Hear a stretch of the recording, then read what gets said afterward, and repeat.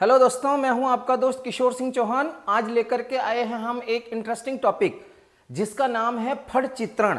तो दोस्तों, हम लोग अध्ययन करने जा रहे हैं फड़ चित्रण। तो देखिए, हम लोग फड़ चित्रण का अध्ययन करेंगे दोस्तों। उससे पूर्व ये लिखा मैंने फड़ चित्रण। अब दोस्तों, फड़ चित्रण क्या होता है, यानी कि सबसे पहले हम लोग फड़ के बारे में अध्ययन करेंगे। उससे पूर्व हम लोग देख रहे हैं कपड़े पर बने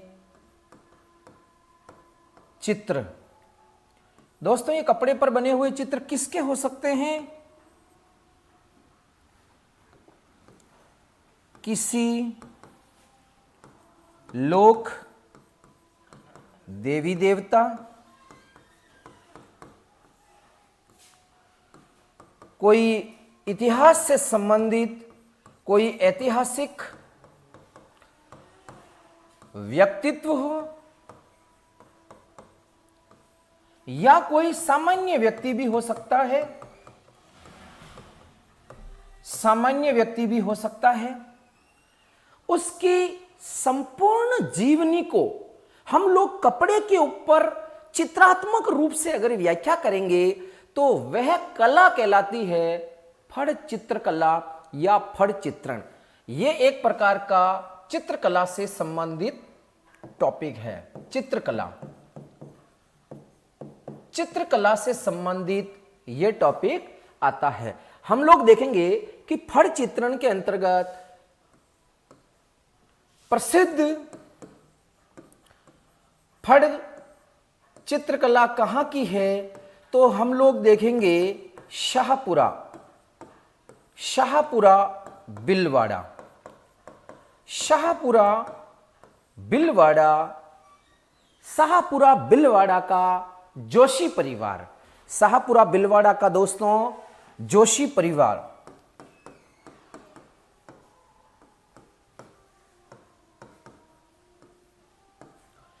शाहपुरा बिलवाड़ा का जोशी परिवार फड़ चित्रण के लिए विश्व प्रसिद्ध हैं। हम लोग देखेंगे कि फड़ चित्रण होता क्या है। तो दोस्तों, हम लोग देख रहे हैं ये फड़ जो होती है, फड़, और एक वर्ड में अगर यहां पर आपको बता रहा हूं पान्ने, ये दोनों मिलते जुलते हैं। फड़ अगर मैं बात करूंगा तो दोस्तों इसका वास्तविक उत्तर हो जाएगा कपड़े पर बने चित्र। अगर कपड़े पर बने चित्र होंगे तो वह कहलाएगा फड़ चित्रण। और अगर कागज पर बने चित्र होंगे, कागज पर बने अगर चित्र होंगे, कागज पर बने चित्र होंगे तो वह कहलाते हैं पान्ने। जैसे अगर मैं बात करना चाहूं, अगर उदाहरण लिखना चाहूं, उदाहरण, तो कभी आपने विवाह के अंतर्गत काम आने वाला गणेश जी का पान्ना या गजानंद जी के पान्ने का नाम सुना होगा। तो मैंने लिखा गजानंद जी का पान्ना। गजानंद जी का पान्ना। यहां पर गजानंद जी का पान्ना, इट मीन्स कागज पर बने हुए जो कलात्मक चित्र होते हैं, उन कागज पर बने कलात्मक चित्रों को हम पान्ने कहते हैं। उदाहरण, सबसे जो प्रसिद्ध पान्ना है, प्रसिद्ध पान्ना, यानी कि प्रसिद्ध पान्ने की बात करूं, प्रसिद्ध पान्ना तो वो हो जाएगा श्रीनाथ जी का। सबसे प्रसिद्ध जो पान्ना है वो श्रीनाथ जी के बाल स्वरूप का पान्ना होता है, वह विश्व प्रसिद्ध पान्ना होता है। फड़ चित्रकला के अंतर्गत हम लोग काफी सारा अध्ययन आगे करेंगे। इससे रिलेटेड हम लोग देखना चाहेंगे कि जो फड़ होती है दोस्तों, फड़ के अंतर्गत हम लोग देखेंगे कि फड़ होती है, इस फड़ के अंतर्गत विभिन्न प्रकार के वाद्य यंत्रों का प्रयोग किया जाता है। वाद्य यंत्रों का प्रयोग होने के साथ साथ में विभिन्न जाति विशेष के भोपे इस फड़ का वाचन करते हैं। फड़ वाद्य यंत्रों का प्रयोग करेंगे और विभिन्न प्रकार की कोई जाति विशेष होगी, उस जाति विशेष के अंतर्गत जो भोपे होंगे वो भोपे वाचन करेंगे। अब देखिए हम लोग क्या करेंगे, कुछ वाद्य यंत्रों के बारे में आपको बताता हूं। एक वाद्य यंत्र आता है जैसे जंतर, यह तार द्वारा निर्मित या तारों द्वारा निर्मित होता है, और जो तारों द्वारा निर्मित होता है उसे तत्वाद्य यंत्र कहते हैं, तत्वाद्य यंत्र कहते हैं। एक इसी प्रकार का एक वाद्य यंत्र आता है रावण हत्था। इस रावण हत्था में भी तारों का प्रयोग होता है, यह भी तत्वाद्य यंत्र की श्रेणी के अंतर्गत आता है। तो हम लोग देखेंगे कि फड़ चित्रकला में या फड़ का वाचन करते समय विभिन्न प्रकार की जातियों के जो भोपे होते हैं वे भोपे विभिन्न प्रकार के वाद्य यंत्रों का प्रयोग करते हुए फड़ वाचन का प्रयोग करते हैं। तो दोस्तों हम लोग देख रहे हैं यहां पर कि एक छोटा सा एग्जाम्पल आपको बताता हूं मैं आपको कि क्या होगा। अब देखिए यहां पर ये जो फड़ चित्रकला है, ये फड़ चित्रण है, आपको मुख्यतः एक सूत्र के माध्यम से आपको मैं फड़ चित्र फड़ों के बारे में बताना चाहता हूं। यहां पर मैंने लिखा पारा, रारा और देज। तो दोस्तों मुख्यतः जो फड़ होती है वो जैसे रामदेव जी की फड़ है, पाबू जी की फड़ है, देवनारायण जी की फड़ है, रामदला कृष्णदला की फड़ है, भैंसासुर की फड़ है, अलग अलग देवी देवताओं की फड़ होती है। लेकिन मुख्यतः जो प्रश्न आते हैं वो यहीं से उठ करके आते हैं, जो 3 फड़ होती है। आप लोगों ने राजस्थानी कोई सा भी गाना सुना होगा, और राजस्थानी गाने के अंदर एक ट्यूनिंग आती है अरररर। आपको अररर याद नहीं करना है, आपको पारारारा याद करना है, पारा रारा। ये देखो पारा और रारा और देज, एक ट्रिक्स है, पारा रारा देज। तो पारा रारा जो देज है, और इसके नीचे एक वर्ड लिखना है ना, इसके नीचे लिखना है का, और इसके नीचे लिखना है गु। पारा रारा देज और ना का गु। अब आपको क्या हंसना आ रहा होगा, यार ये वर्ड ही ऐसा है गु, इसका मतलब आप जो सोच रहे हो वो नहीं है। यहां पर एक ट्रिक्स काम कर रही है, आपको एक ट्रिक्स फॉलो करनी है, पारा रारा देज और ना का गु। तो यहां पर हम लोग इस फड़ के अंतर्गत वाद्य यंत्रों के बारे में निकालेंगे, और कौन सी जाति के लोग इसका वाचन कर रहे हैं उसका उत्तर आ जाएगा। देखिए तो दोस्तों हम लोग क्या करेंगे, इधर ये पा से हो जाएगा पाबू जी की फड़, पाबू जी की फड़। यहां रा से हो जाएगा रामदेव जी की फड़, रामदेव जी की फड़ यहां हो जाएगा।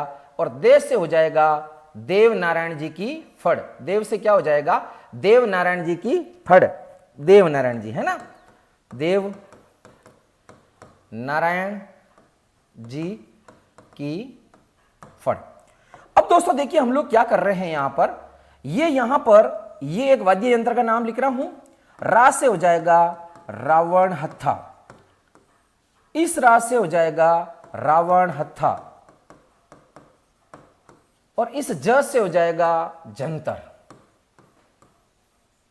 अब दोस्तों यहां पर जातियों के बारे में हम लोग निकाल सकते हैं कि कौन कौन सी जाति के अंतर्गत कौन कौन से वाद्य यंत्रों का प्रयोग हो जाएगा। तो यहां पर ना से हो जाएगा नायक जाति, नायक भोपे या आईडी भोपे या थोरी भोपे, थोरी जाति के भोपे, भोपे। यहां पर रामदेव जी की फड़ के अंतर्गत ये का वर्ड आ रहा है, का पर हो जाएगा कामड़ जाति के भोपे, कामड़ भोपे। यहां पर गु से हो जाएगा गुर्जर भोपे, गुर्जर भोपे। तो दोस्तों हम लोग देख रहे हैं कि यहां पर पारा रारा देज। तो दोस्तों यहां पर हम लोगों ने देखा पारा रारा देज, तो पा से क्या हो जाएगा दोस्तों, पाबू जी की फड़। रा से क्या हो जाएगा, रावण हत्था, एक वाद्य यंत्र होता है जो भी आपको चित्र बताऊंगा मैं। ना से क्या हो जाएगा, नायक या आईडी जाति के बोपे। रा से क्या हो जाएगा, रामदेव जी की फड़। रा से क्या हो जाएगा, रावण हत्था, जो क्या है वाद्य यंत्र है। और का से क्या हो जाएगा, कामड़ जाति के बोपे। कामड़ जाति के बोपे रामदेव जी की फड़ का वाचन करते हैं। दे से क्या हो जाएगा, देव नारायण जी की फड़।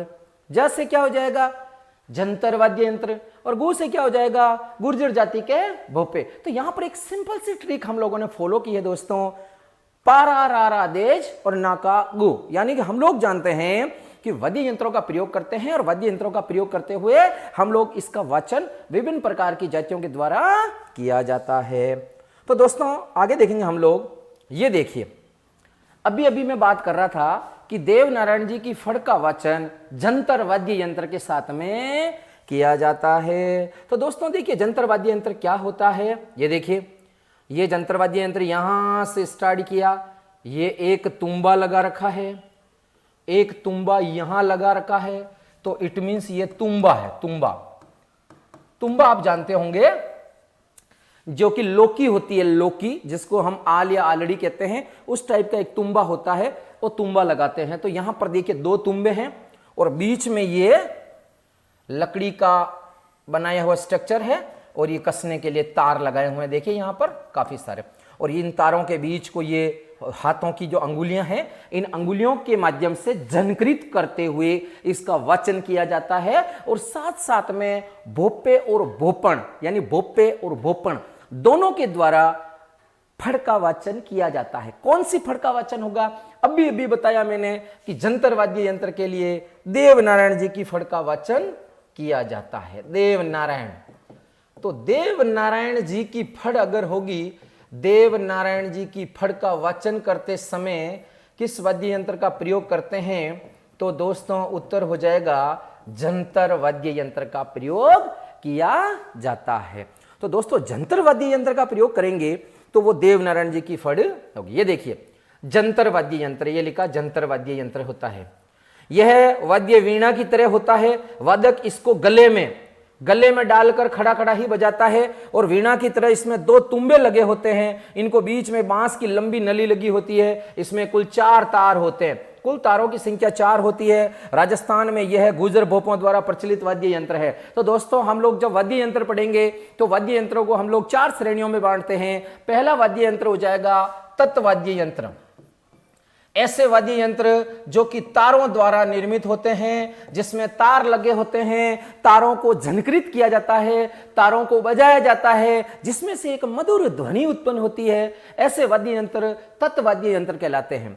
दूसरा वाद्य यंत्र हो जाएगा अवनद्य वाद्य यंत्र, ऐसे वाद्य यंत्र जो कि खाल द्वारा ढके रहते हैं, यानी कि खाल ढकी होती है, जैसे ढोलक है ना, डोल है ना, तो वो वाद्य यंत्र, जो ऐसे वाद्य यंत्र जो खाल से ढके रहते हैं, ऐसे वाद्य यंत्र को अवनद वाद्य यंत्र कहते हैं। खाल को बजाने पर, है ना, उनको पीटने पर तो क्या होगा, विशेष प्रकार की ध्वनि उत्पन्न होगी। तीसरे प्रकार का जो वाद्य यंत्र होता है उसको हम लोग बोलते हैं दोस्तों सुशीर वाद्य यंत्र। सुशीर वाद्य यंत्र क्या होता है, हवा भरने पर या फूंक मारने पर बजते हैं, है ना। ऐसे वाद्य यंत्र जो हवा भरने पर और फूंक मारने पर बजेंगे उनको हम लोग कहेंगे सुशीर वाद्य यंत्रों की श्रेणी में डालेंगे। और चौथे वाद्य यंत्र होते हैं जिनको बोलते हैं घन वाद्य यंत्र, जो किसी धातु विशेष के बने होते हैं, किसी मेटल के बने होते हैं, तो हम लोग उसको, जैसे मंजीरा होता है ना, सुशीर वाद्य के अंतर्गत, जैसे बांसुरी होती है, जैसे अलगोजा होता है, तो विभिन्न प्रकार के ये वाद्य यंत्र सुशीर वाद्य यंत्रों की श्रेणी के अंतर्गत आएंगे। नेक्स्ट दोस्तों देखते हैं, ये देखिए दोस्तों एक फड़ दे रखी है आपके सामने, है ना, ये देखो एक फड़ दे रखी है। इस फड़ के अंतर्गत देवी देवताओं के कलात्मक चित्रों का वर्णन किया गया है। देवनारायण जी की फड़ है, तो देवनारायण जी की फड़ से रिलेटेड, जहां पर देवनारायण जी जन्म लिए थे कमल अवतरित देवता के रूप में, है ना, तो देवनारायण जी कमल अवतरित देवता के रूप में जन्म लिया था मालासेरी के जंगलों में। तो वहां से लेकर के कहां पर इनका विवाह हुआ, है ना, और कहां पर इन्होंने अपने चमत्कार दिखाए, कहां पर ये बड़े हुए, कहां पर युद्ध लड़ा, कौन क्या वगैरह वगैरह, समस्त प्रकार की जो इनकी जीवनी होती है, उस जीवनी को छोटे छोटे चित्रों के रूप में बनाया जाता है। ये देखिए यहां पर हम लोग देख रहे हैं, इस कला को कहते हैं फड़ चित्रण। अब फड़ चित्रण होता है क्या दोस्तों, एक बहुत बड़ा लंबा सूती कपड़ा लिया जाता है, उस सूती कपड़े के ऊपर क्या करते हैं, गोंद लगा करके मिश्रित करने के पश्चात में उसके ऊपर कलफ चढ़ाई जाती है, ताकि वो थोड़ा डार्क हो जाता है, थोड़ा कड़क हो जाता है, और उसके पश्चात में ये सारे के सारे जो चित्र बनाए जाते हैं, ये चित्र होते हैं। इन चित्रों को बोलते हैं दोस्तों फड़ चित्रण। ये देखिए दोस्तों, यहां पर हम लोग देखेंगे ये देखिए दोस्तों, ये देव नारायण जी की फड़ के ऊपर ये है देव नारायण जी की फड़ पर जारी डाक टिकट। दोस्तों ये देव नारायण जी की फड़ के ऊपर जो जारी टिकट है दोस्तों, ये जो डाक टिकट है ये कब जारी हुआ था? ये जारी हुआ था 2 सितंबर 1992 के दिन। दोस्तों 2 सितंबर 1992, 2 सितंबर 1992 के दिन ये जारी किया गया था। 2 इंटू 2 सेंटीमीटर का, 2 इंटू 2 सेंटीमीटर का भारतीय डाक टिकट जारी किया गया। ये देखिए दोस्तों, 2 इंटू 2 सेंटीमीटर का भारतीय डाक टिकट जारी किया गया। इतना सा देखिए, 2 इंटू 2 सेंटीमीटर। ये अब परीक्षा में प्रश्न आता है दोस्तों, यहां पर हम लोग देख रहे हैं देव नारायण जी की फड़। प्रश्न आता है क्वेश्चन, सबसे छोटी फड़, तो आपका उत्तर हो जाएगा देव नारायण जी की फड़। सबसे छोटी फड़ दोस्तों, क्यों? क्योंकि 2 इंटू 2 सेंटीमीटर का इस पर भारतीय डाक टिकट जारी किया गया 2 सितंबर 1992 के दिन। और कितने रुपए का? 5 रुपए का। बोलो कितने रुपए का दोस्तों? 5 रुपए का भारतीय डाक टिकट जारी किया गया। देवनारायण जी की फड़, सबसे छोटी फड़ देवनारायण जी की फड़। लेकिन अभी अभी हम लोगों ने देखा सबसे बड़ी फड़ भी यही है दोस्तों, कपड़े के ऊपर बनी होती है सबसे बड़ी फड़ देवनारायण जी की फड़। अब दोनों प्रश्न आएंगे, सबसे छोटी फड़ तो भी आपका उत्तर होगा देवनारायण जी की फड़, और सबसे बड़ी फड़ तो भी उत्तर हो जाएगा। ये देखिए सबसे बड़ी फड़, और ये देखिए सबसे छोटी फड़। क्यों? क्योंकि 2 इंटू 2 सेंटीमीटर इतना सा होता है ना। डाक टिकट जो पोस्टल टिकट होते हैं उसके ऊपर जारी किया गया। इसके बारे में थोड़े बाद में अपन पढ़ेंगे। ये देखिए श्रीलाल जोशी के द्वारा निर्मित पाबू जी की फड़। ये किसकी फड़ है दोस्तों? पाबू जी की फड़। दोस्तों पाबू जी की फड़। तो दोस्तों ये पाबू जी की जो फड़ हैं, ये दोस्तों जो पाबू जी की फड़ हैं, ये देखिए दोस्तों ये पाबू जी की फड़ हैं। इस पाबू जी की फड़ के बारे में हम लोग पढ़ते हैं तो पहला पॉइंट आता है कि यह भाला लिए हुए अश्वारोही। यहां पर हम लोग देख रहे हैं भाला लिए हुए अश्वारोही। और पाबू जी की घोड़ी का नाम क्या है दोस्तों? केसर कालमी। घोड़ी का नाम क्या है दोस्तों? केसर कालमी। घोड़ी का रंग कैसा है दोस्तों? केसर कालमी। अब दोस्तों केसर जो कालमी रंग है, इस घोड़ी की केसर कालमी का रंग कैसा है दोस्तों? काला। यह भी एक परीक्षा के अंतर्गत प्रश्न आ जाता है दोस्तों। अगर परीक्षा में प्रश्न आ जाता है कि जो पाबू जी की घोड़ी है, इस फड़ के अंतर्गत पाबू जी की घोड़ी का रंग कैसा है दोस्तों, तो यहां पर देखिए, यहां पर मैं आपको बता देता हूं। ये देखिए यहां पर ये काले रंग की घोड़ी नजर आ रही है। ये देखिए काले रंग की घोड़ी केसर कालमी है ना। तो यहां पर एक तो ये एक जो परीक्षा की दृष्टि से सबसे इंपॉर्टेंट क्वेश्चन जो आता है, वेरी वेरी इंपॉर्टेंट क्वेश्चन, कि यह सर्वाधिक लोकप्रिय फड़ है दोस्तों। यह सर्वाधिक लोकप्रिय फड़ है। एक प्रश्न दोस्तों ये आता है कि बाला लिए हुए अश्वारोही होता है, घोड़ी केसर कालमी होती है, घोड़ी का रंग केसर कालमी का रंग काला होता है, यह सर्वाधिक लोकप्रिय फड़ होती है। और एक प्रश्न दोस्तों यहां आता है कि दोस्तों यहां पर हम लोग देख रहे हैं कि ऊंट के बीमार होने पर, तो दोस्तों यहां पर आएगा कि ऊंट के बीमार होने पर रेबारी या रायका जाति के लोग इस फड़ का वचन करवाते हैं। तो दोस्तों बाला लिए हुए अश्वारोही, घोड़ी केसर कालमी का रंग काला, यह सर्वाधिक लोकप्रिय फड़ हैं। ऊंट के बीमार होने पर रेबारी या रायका जाति के लोग इस फड़ का वाचन करवाते हैं। अगला जो यहां पर हम लोग देख रहे हैं कि यहां पर नायक या आईडी या थोरी जाति के भोपे, थोरी जाति के भोपे इस फड़ का वाचन करते हैं। नायक, आईडी या थोरी जाति के भोपे इस फड़ का वाचन करते हैं। और कौन सा वाद्य यंत्र हो जाएगा? रावण हत्था। बोलो कौन सा हो जाएगा? रावण हत्था वाद्य यंत्र के साथ, रावण हत्था वाद्य यंत्र के साथ इस फड़ का वाचन किया जाता है। तो दोस्तों बहुत ही इंटरेस्टिंग हम लोगों ने यहां पढ़ा है। तो हम लोग देख रहे हैं, देखिए यहां पर ये पाबूजी की फड़ है। ये फड़ श्रीलाल जोशी ने बनाई है। किसने बनाई दोस्तों? श्रीलाल जोशी ने, है ना। तो यहां पर हम लोग देख रहे हैं श्रीलाल जोशी। भाला लिए हुए अश्वारोही, पाबूजी की फड़ के अंतर्गत भाला लिए हुए अश्वारोही। ये देखिए यहां पर आपको भाला नजर भी आ रहा होगा। ये देखिए यहां पर दोस्तों, है ना। ये देखिए यहां पर ये रहा भाला, भाला, है ना।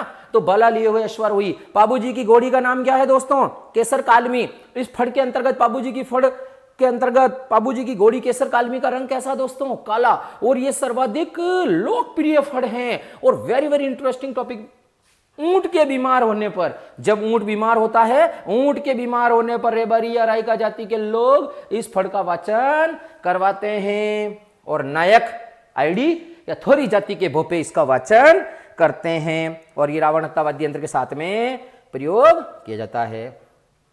दोस्तों हम लोग देखते हैं, इसके बारे में थोड़ा सा और देख लेते हैं कि यहां पर देवनारायण जी की फड़ के बारे में हम लोग देख लेते हैं थोड़ा सा साथ साथ।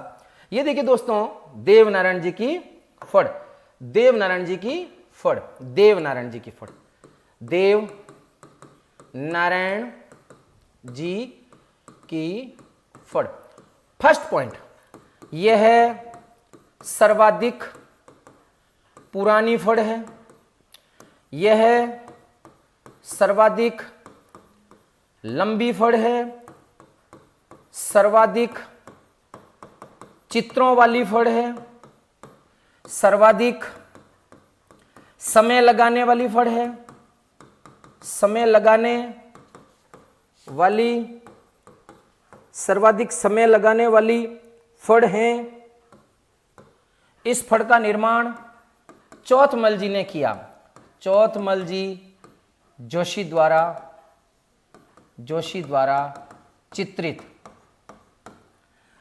और हम लोग देख रहे हैं दोस्तों, सबसे छोटी फड़ है। सबसे छोटी फड़ क्यों है दोस्तों? क्योंकि मैंने अभी भी बताई कि यहां पर 2 सितंबर 1992 के दिन 2x2 सेंटीमीटर का भारतीय डाक टिकट जारी किया गया है ना दोस्तों। तो यहां पर क्या हो जाएगा? है अच्छा, ओके। अब देखिए दोस्तों, हम लोग और बात कर लेते हैं। कौन करेंगे वाचन? वाचन करेंगे गुर्जर भोपे, गुर्जर भोपे। और वाद्य यंत्र कौन सा हो जाएगा? अभी अभी हम लोगों ने देखा, वाद्य यंत्र हो जाएगा जंतर वाद्य यंत्र हो जाएगा। ठीक है। एक प्रश्न यहां पर बनता है, उसके लिए हम लोग देख लेते हैं कि इनके घोड़े का नाम क्या है। घोड़े का नाम है लीलागर। लीलागर, लीलागर जो घोड़ा है, उस घोड़े लीलागर का जो घोड़ा है, इस घोड़े का जो रंग है वो रंग कैसा हो जाएगा? हरा। तो दोस्तों हम लोगों ने देवनारायण जी की फड़ के बारे में अध्ययन किया। जो देवनारायण जी की फड़ है सबसे लंबी फड़ है, सबसे ज्यादा चित्रों वाली फड़ है, सबसे पुरानी फड़ है और दोस्तों सबसे छोटी फड़ है। क्योंकि देवनारायण जी की फड़ के ऊपर 2 सितंबर 1992 के दिन ये वाला देखो 5 रुपए का भारतीय डाक टिकट 2x2 सेंटीमीटर का जारी किया गया। और गुर्जर जाति के भोपे इस फड़ का वाचन करते हैं। और इनका जो घोड़ा है, इस घोड़े का जो रंग है वो लीलागर घोड़ा, उस घोड़े का रंग कैसा है? हरा। अच्छा दोस्तों, एक कमरे के अंतर्गत एक लड़का है, उसका नाम है देव, एक लड़की है उसका नाम है लीला। अब एक दिन में क्लास में पढ़ा रहा था, देव भी गायब और लीला भी गायब। तो मैंने उस बच्चों को पूछा कि मैंने कहा बच्चों देव कहां गया, तो बच्चों ने उत्तर दिया कि लीला के घर गया। तो बोलो देव कहां गया, देखिए देव है ना, देव लीला के घर गया, देव से देव नारायण जी, और लीला के घर गया मतलब लीला घर, सिंपल सी बात है। देव नारायण जी के घोड़े को कैसे याद करेंगे, देव लीला के घर गया, देव नारायण जी के घोड़े का नाम है लीलागर घोड़ा। ठीक है दोस्तों, अब देखिए आगे देखते हैं। ये देखिए रावण हत्ता, हम जिसकी बात कर रहे थे दोस्तों, रावण हत्ता वाद्य यंत्र का बात करें। देखिए ये रावण हत्ता, देखिए ये नारियल की कटोरी, नारियल की कटोरी, और ये लगा रखे हैं तार, देखो ये तार लगा रखे हैं, और ये देखिए घोड़े की जो पूंछ होती है ना, इस प्रकार से इसको यहां पर ऐसा रख करके बजाया जाता है। इसको क्या बोलेंगे दोस्तों, ये रावण हत्ता है, रावण हत्ता है। ये रावण हत्ता किस प्रकार का वाद्य यंत्र है, तत्वाद्य यंत्र है, तत्वाद्य यंत्र है। और ये रावण हत्ता कहां कहां पर प्रयोग किया जाता है, अभी बताया पारा यानी पाबूजी की फड़, पाबूजी की फड़ के समय पारा, रारा, रारा मतलब रामदेव जी की फड़, रामदेव जी की फड़ है ना, रामदेव जी की फड़ के वाचन करते समय। अब दोस्तों हम लोग पढ़ रहे हैं कि रामदेव जी की जो फड़ है दोस्तों, रामदेव जी की फड़ का जो निर्माण है वो भी चौथमल जी ने किया। रामदेव जी की जो फड़ होती है, रामदेव जी की फड़ का रामदेव जी फड़ का वाचन कौन करते हैं, कामड़ जाति के बोपे करते हैं। ये देखो ये रावण हत्ता वाद्य यंत्र, देखो यहां पर ये नारियल की अर्ध कटोरी होती है जिसके ऊपर ये खाल चढ़ी होती है, ये खाल चढ़ी होती है, ये तार लगा के होते हैं और इससे बजाया जाता, गज से बजाया जाता है दोस्तों, है ना। तो यहां पर क्या हो जाएगा, रावण हत्ता। देखिए ये दोस्तों देखो है ना, ये रावण हत्ता वाद्य यंत्र के साथ में है ना पाबू जी की फड़ का वाचन किया जाता है। ये भोपी देखो, ये भोपा और ये भोपी है ना। तो ये भोपा तो क्या करता है, रावण हत्ता वाद्य यंत्र बजाता है, और भोपण साथ साथ में गीत गाती हुई इसका वाचन करते हैं, भोपा और भोपण है ना दोस्तों। यहां पर ये देखिए एक फड़ और दे रखी है मिश्रित। अगर परीक्षा में प्रश्न आ जाता है कि मेवाड़ की लोक कला, एक किताब है दोस्तों, मेवाड़ की लोक कला, प्रश्न आता है दोस्तों मेवाड़ की लोक कला फड़, इस पुस्तक, ये पुस्तक है दोस्तों, इस पुस्तक का लेखक कौन है, तो दोस्तों इसका उत्तर हो जाएगा वंदना जोशी।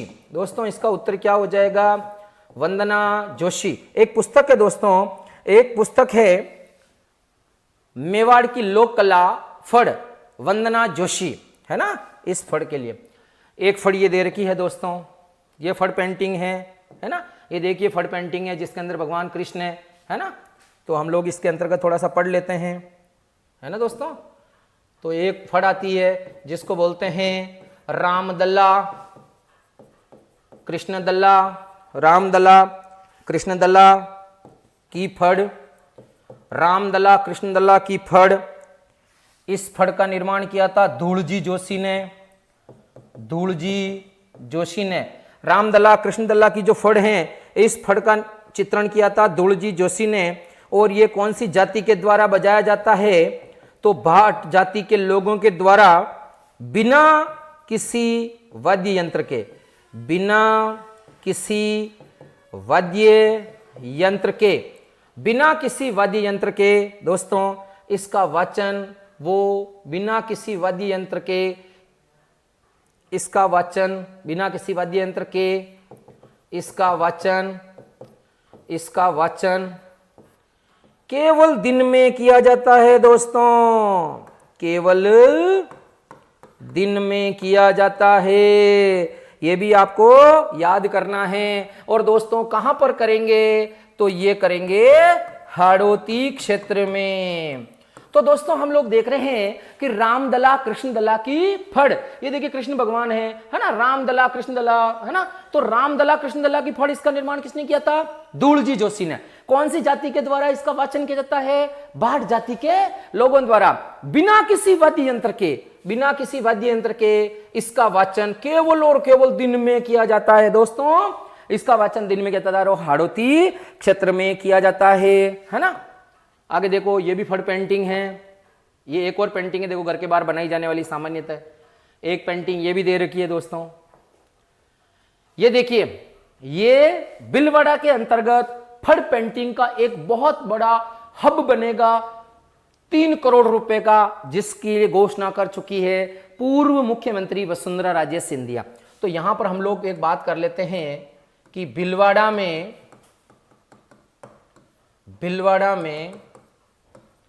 फड़ पेंटिंग का हब यार संग्रहालय बनेगा, बहुत बड़ा है ना, जिसके लिए करोड़ों रुपए खर्च किए जाएंगे। देखिए, आते बच्चे और सीखते यहां पर, है ना, विदेशी भी आते हैं और विदेशी भी सीखते हैं। ये देखिए यहां पर दोस्तों, ये है भैंसासुर। कौन है दोस्तों? भैंसासुर, है ना, ये है भैंसासुर। ये देखिए, ये दोस्तों देखो भैंसासुर। ये कौन है दोस्तों? भैंसासुर। देखो भैंसासुर, है ना, भैंसासुर। तो भैंसासुर है ये, और हम लोग पढ़ेंगे भैंसासुर की फड़। तो भैंसासुर की जो फड़ होती है, इस फड़ का वाचन दोस्तों नहीं किया जाता है। दोस्तों इस फड़ का वाचन नहीं करते हैं, वाचन नहीं किया जाता है। दोस्तों इस फड़ का वाचन नहीं किया जाता। तो एक वागरिया जाति के लोग होते हैं, वागरिया या वागरी, है ना, वागरिया या वागरी जाति के लोग चोरी या चोरियां करने जाने से पूर्व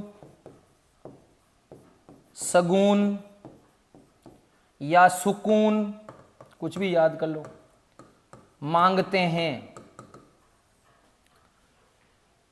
दोस्तों भैंसासुर की फड़ का वाचन नहीं किया जाता है, तो फिर क्या किया जाता है? इस फड़ को सुकून मांगते हैं कि हे भैंसासुर जी, हम लोग चोरी करने जा रहे हैं, हमारी चोरी को सक्सेस कर देना, हमारी चोरी को सफल कर देना। तो दोस्तों भैंसासुर की फड़ देखिए दोस्तों, ये रे भैंसासुर।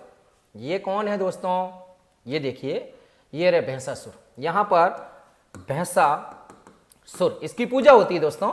ये देखिए भैंसासुर, है ना। तो भैंसासुर का एक बहुत बड़ा मंदिर है, मंदिर में दीपक है, ये भैंसे की मूर्ति है भैंसासुर, है ना। तो यहां पर क्या हो जाएगा? भैंसासुर की फड़ का वाचन नहीं किया जाता है। दोस्तों यहां पर एक प्रश्न आएगा कि कौन सी फड़ का वाचन नहीं किया जाता है, तो उत्तर आ जाएगा दोस्तों भैंसासुर की फड़, है ना। ओके, और क्या होता है? तो वागरिया या वागरी जाति के लोग क्या करते हैं? चोरी करने जाते समय इसका सुकून मांगते हैं। ये देखिए दोस्तों, एक फड़ और है, ये फड़ देखो, ये देखो, ये रेलवे स्टेशन है, Bhilwara railway station, Bhilwara railway station.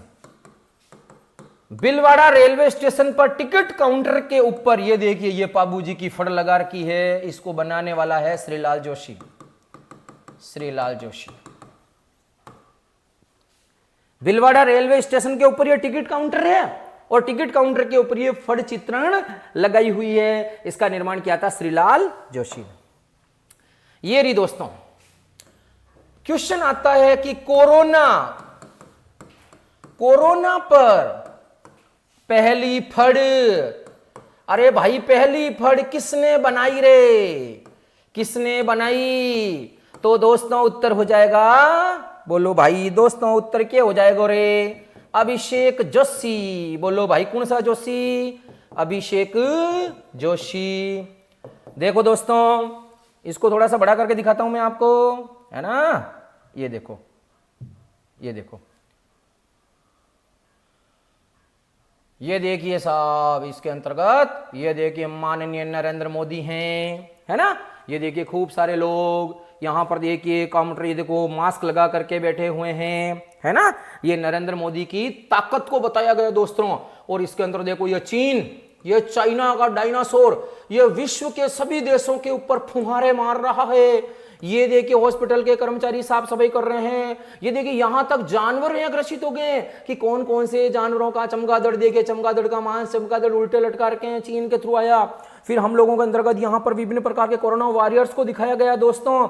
देखिए ये हॉस्पिटल, ये देखिए पुलिस वाले हैं, ये हॉस्पिटल वाले हैं, ये सभी प्रकार के कोरोना वॉरियर्स करते करते करते करते ये कोरोना वॉरियर्स का चित्र बनाया गया है। और कोरोना वॉरियर्स, ये कोरोना का वायरस और ये कोरोना वॉरियर्स करते करते करते करते ये देखिए दोस्तों हम लोग जीत गए हैं। इसका मतलब नरेंद्र मोदी की पावर को इस कोरोना की फड़ में दिखाया गया है दोस्तों। और ये कोरोना की फड़ बनाने वाला व्यक्ति कौन है? अभिषेक जोशी। इसके बाद विवेक जोशी और हैं। ये देखिए एक फड़ और बनाई है जिसने, ये देखिए इसमें भी इन्होंने क्या किया है, इस फड़ के अंतर्गत भी ये देखिए विवेक जोशी और विजय जोशी, ये फड़ बनाई है विवेक जोशी एंड विजय जोशी। तो विवेक जोशी और विजय जोशी है, इन्होंने भी कोरोना की फड़ बनाई। ये देखिए नरेंद्र मोदी का फोटो लगा रखा है ना। ये देखिए ये भोपा है, ये रावण हत्ता वाद्य यंत्र है, और ये भोपण, और दोनों ये माइक के अंतर्गत गीत गा रहे हैं। ये देखिए एक रावण हत्ता वाद्य यंत्र और है ना, जिसके माध्यम से गीत गा रहे हैं, है ना।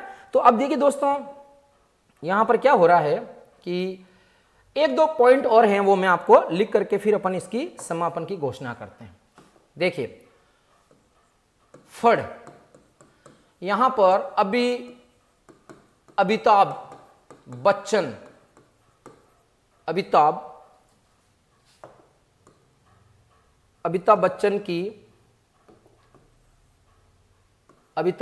की फड़, अमिताभ बच्चन की जो फड़ है दोस्तों, अमिताभ बच्चन की फड़ का वाचन यूएसए में किया गया और करने वाला है रामलाल भोपा। और इसके साथ में एक भोपण और है दोस्तों, जिसका नाम है पतासी देवी भोपण है, रामनाथ भोपा और पतासी देवी भोपण, है ना। और यहां पर एक प्रश्न बनता है दोस्तों, पहली